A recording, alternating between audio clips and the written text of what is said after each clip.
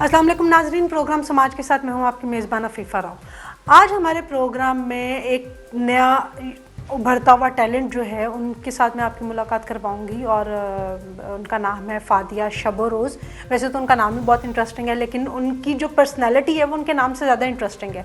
अभी जब मैं उनसे डिफरेंट सवाल करूँगी और आप उनके बारे में जान सकेंगे तो आपको पता चलेगा कि वो अपनी लाइफ में क्या क्या अचीवमेंट्स करती रही हैं और अब उनकी एक ऐसी अचीवमेंट है जो कि मेरे ख्याल से बहुत मुश्किल काम है।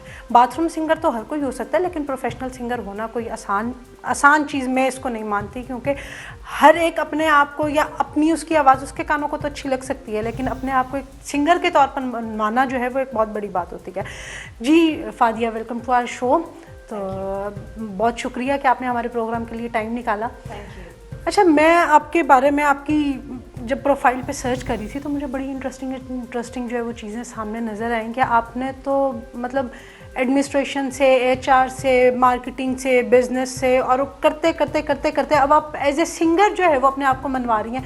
तो ये आपको ये क्या सोचती रही है जो इतनी जो है आपने वेरिएशन दी अपनी लाइफ में, इसके पीछे क्या था? शौक, जुनून हर चीज़ के लिए। तो ये अब सिंगिंग पे आके जुनून रुक गया है या इसके बाद भी कोई एक नया ट्विस्ट नहीं, नजर आ इसके सकता है? आगे भी है। अच्छा, इसके आगे रुकना भी नहीं है लाइफ में, ये मैंने सीखा है। नहीं, लाइफ तो नाम ही इसी का है, वो जब तक चलती रहे तो बहुत अच्छी जो चीज मैंने हो जाती है। नोटिस किया मेरे खुद की लाइफ एक्सपीरियंस से वो ये है कि एवरी आफ्टर फ्यू इयर्स कोई ना कोई ट्विस्ट आता है। सो जब जैसे अकॉर्डिंगली आता है मैं वैसे ही फिर चल पड़ती हूँ। तो डिफरेंट फील्ड्स में कैसे एक्सपीरियंस रहा, मतलब एज ए वर्किंग, क्योंकि आप शुरू से काम करती रही हैं, एक लंबी आपका एक्चुअली ये मेरा बड़ा ही फेवरेट क्वेश्चन है। अच्छा हुआ आपने पूछा। मैंने डिफरेंट फील्ड में जब काम किया, क्योंकि सिंगिंग का मुझे बचपन से शौक़ रहा एंड डिफरेंट कॉम्पिटिशन्स में स्कूल लाइफ से ही मैं फर्स्ट विनर रही। स्कूल्स में जितने भी कॉम्पिटिशन्स होते हैं, रेस का हो गया, स्पोर्ट्स का हो गया, सिंगिंग का हो गया और एनी काइंड ऑफ किसी की कॉपी करना, मैं उन हर चीज़ों में बहुत पुरजोश तरीके से हिस्सा लेती रही हूँ। तो डिफरेंट एक्सपीरियंसेस को लेते हुए जब मुझसे लोग पूछते थे कि सिंगिंग आप प्रोफेशनली क्यों नहीं गाती, तब उस वक्त मुझे लगता था कि नहीं, सिंगिंग करना स्पेशली हमारे एक कल्चर में या सोसाइटी में उसको कहा जाता है, अच्छे तरीके से उसको नहीं लिया जाता था। बट जब मैंने इसको एज अ प्रोफेशन लिया तब तक मैं इतना सीख चुकी थी और मुझे ये मालूम था कि now I can handle this specific social media और शोबिज़ काइंड ऑफ। तो बस फिर मैंने कदम ले लिया। अच्छा, वो ठीक है कि आपने एक स्कूल पार्टिसिपेशन या जिस लेवल पे भी पार्टिसिपेशन होती थी वहाँ से आपकी सिंगिंग का आगाज़ हुआ, लेकिन जो डायमंड जुबली परफॉर्मेंस थी आपकी 2012 की, उसके बारे में बात करूँगी, क्योंकि मेरे ख्याल से आपने प्रोफेशनली अपने आप को तब से सोचना शुरू किया कि मैं एज ए सिंगर जो है वो गाने गाऊँ या अपनी वीडियोज़ बनाऊँ या मैं इस फील्ड में अपने आप को मनवा सकती हूँ। तो वो आपको अपॉर्चुनिटी किस तरह से मिली और उसके बाद आपने इस चीज़ को किस तरह से लेके चलती रही? अपॉर्चुनिटीज़ मेरे पास डिफरेंट तरीके से आती रही और मैं इसका मोस्टली जो क्रेडिट है वो सोशल मीडिया को दूंगी, जिसको हम किसी भी तरीके से यूज़ कर सकते हैं, पॉजिटिव और नेगेटिव। मेरे लिए ये बहुत पॉजिटिव रहा और मुझे किसी टीवी चैनल पे इस तरह से जाने की ज़रूरत नहीं पड़ी। अलबत्ता एक टीवी चैनल जो सली साहब ने मुझे, मैं उनका नाम ज़रूर लेना चाहूँगी, उन्होंने मुझे अप्रोच किया था जब वेरी फर्स्ट टाइम, और वो मेरा एक रहा, यूसुफ सलाउद्दीन साहब, ठीक है। उसके अलावा बस मैं अपना रास्ता टाइम के साथ साथ बनाती रही है। मैंने ये नहीं सोचा था कि मैं इस तरीके से इस लेवल पर आकर काम करूँगी, बट यस ये था कि अगर करूँगी तो फिर ठीक से करूँगी, नहीं तो नहीं करूँगी। एंड मैंने फिर अपने पर्सनल जो मेरा जो प्रोजेक्ट था फिर उसको मैंने स्टार्ट किया था तकरीबन 1.25 साल 1.5 साल पहले। तो अब वो आहिस्ता आहिस्ता करके उनकी रिलीज़ पर हूँ।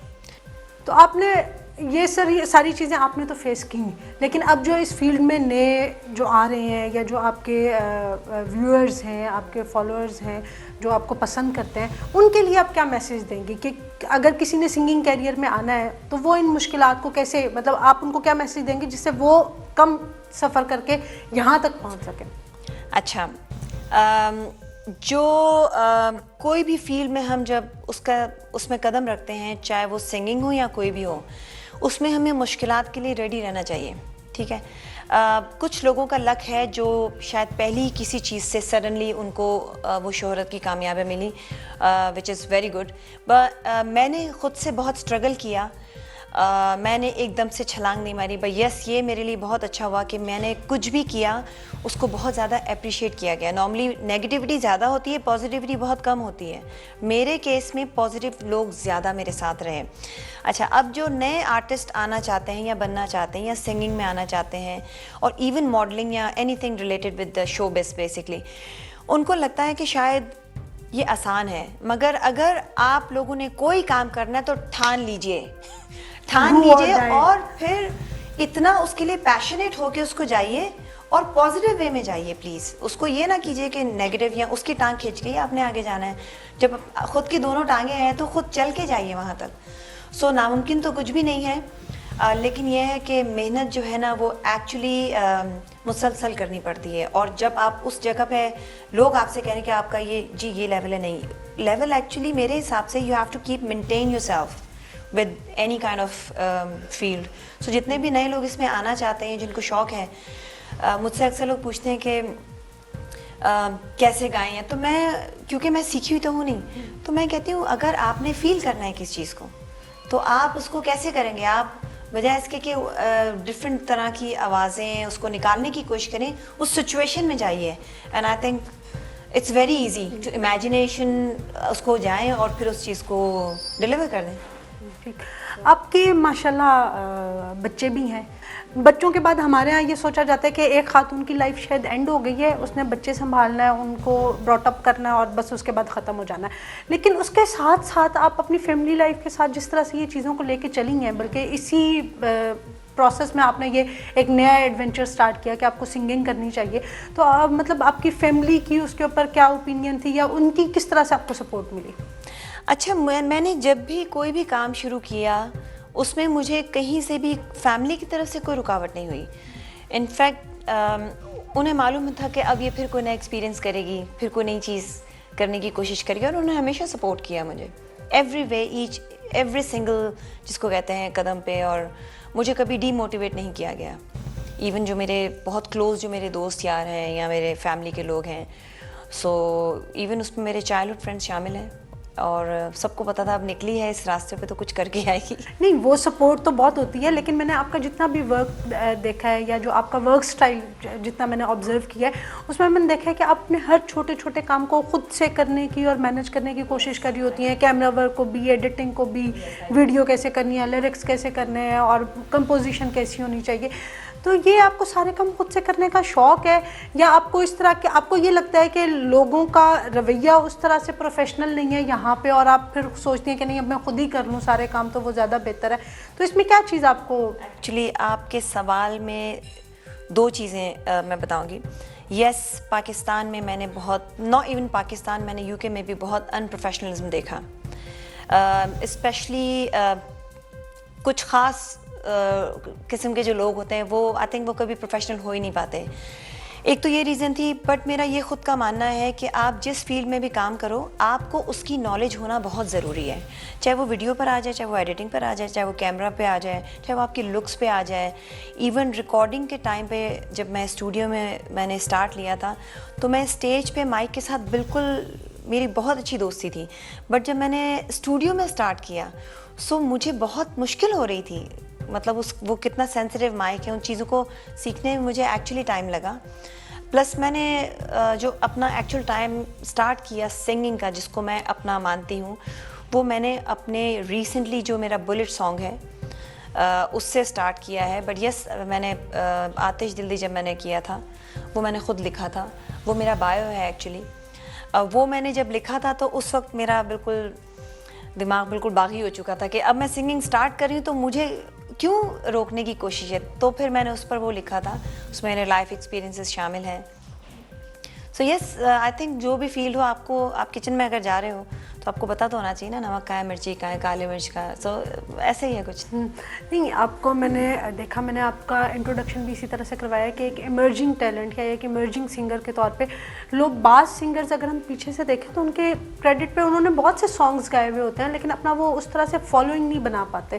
ख़ास तौर पे आजकल सोशल मीडिया फॉलोइंग बहुत काउंट होती है, लेकिन आपकी जब मैंने प्रोफाइल देखी तो उस पर मतलब जिस तरह से लोग आपको फॉलो कर रहे हैं और जो आपकी व्यूअरशिप है वो माशाल्लाह बहुत अच्छी है। तो उसके लिए क्या है, या आपने कोई टीम शीम हायर की हुई है या खुद से बस कोशिश में लगी हुई है, या बहुत छोटी सी टीम है।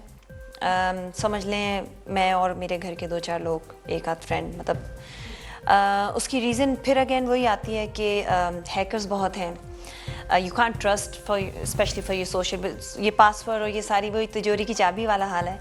सो उन सब वो चीज़ें मैं ऑटोमेटिकली, मतलब पहले से ही मैं इतना उसके बारे में मुझे नॉलेज मिल रही थी, क्योंकि मेरी जो पिछली जॉब्स रहीं उसमें मैंने ये तो सीख लिया था कि साथ साथ में प्रोटेक्शन कैसे रखनी है। प्लस मैं चाहती थी मेरी एक ख़ुद की पहचान बने, मैं वही ना कर रही हूँ जो सब कर रहे हैं, मुझे कुछ अलग करना था। इवन अगर मैंने कोई रेसिपी फॉलो करनी है इन किचन और घर की सेटिंग में और एनीथिंग, इवन इंग्लैंड में मैंने अपना घर का पेंट एवरी 6 मंथ में खुद ही चेंज करती हूँ सारा कुछ, तो मैं उसमें एक्सपेरिमेंट्स करती हूँ। सो सिंगिंग में भी वही कर रही हूँ मैं, जब व्हेन आई एम स्टूडियो के अंदर हम जब इसको रिकॉर्ड कर रहे हैं, सो ईच वर्ड और ईच लाइन के ऊपर मैं प्रॉपर होमवर्क करती हूँ कि इसको डिलीवर कैसे करना है। सो आतिफ अली जिनके साथ अभी मैंने गाने किए हैं, सो उनको मैं कहती थी कि मैं इसको ऐसे और ऐसे देती हूँ आप, क्योंकि एंड ऑफ द डे वो म्यूज़िक प्रोड्यूसर हैं, सो वो फिर दोनों ही को पसंद करते थे। अच्छा, कोई चंद लाइनें जो आप हमारे लिए गुनगुना सकें? मैं अभी जो रीसेंट सॉन्ग जिसे अभी रिलीज़ किया है उसका नाम रखा है बुलेट। बड़ा इंटरेस्टिंग नाम है। एक्चुअली वो बुलेट ना मेरे माइंड में काफ़ी अरसे से स्टक था, सो इत्तेफाक है वो चांस मुझे मिला तो मैंने उसको लिया। ये तो हो गया जो आपका रिसेंटली रिलीज सॉन्ग था, लेकिन आप कोई ऐसा सॉन्ग बताएं जो आप सबसे ज़्यादा गुनगुनाती हो, जो आपका मोस्ट फेवरेट सॉन्ग हो। मेरे ख़ुद के ही 1-2 गाने मुझे बहुत पसंद हैं, इसीलिए मैंने किया। उसमें से एक की कुछ लाइंस मैं गा देती हूँ। मैं महज एक शायरा हूँ या ख्याल तेरा, फिर वही नज़्म लिखी है फुर्सतों में तुम मुझको सुनना। कुछ मेरी है बातें, कुछ तेरा जिक्र भी है यूं, कुछ यादें पुरानी जब मुझे कहता था तू तुझ बिन जी न पाए, तुझ बिन मर ही जाए हम। हो हाँ, ये एक काइंड ऑफ गज़ल है।